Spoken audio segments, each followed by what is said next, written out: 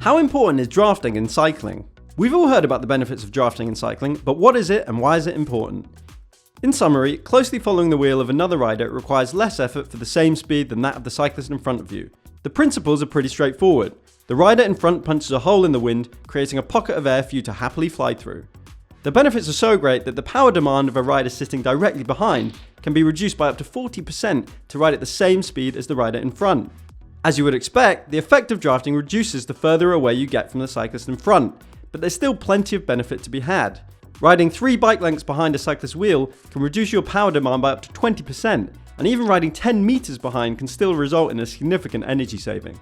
Surprisingly, drafting not only helps the rider sitting on, but also the rider on the front. This is because the rider behind fills a space that would otherwise be filled with the turbulent, swirling air generated by the rider in front. Smoothing the air behind reduces its sucking effect on the rider in front and can result in an energy saving of up to 4%.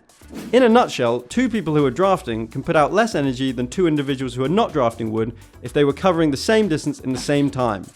So look kindly on the next wheel sucker you happen to come across. They're actually making your ride a little easier. As you would expect, the benefit of drafting is even more pronounced when riding in a group, but the size of the pace line is also important.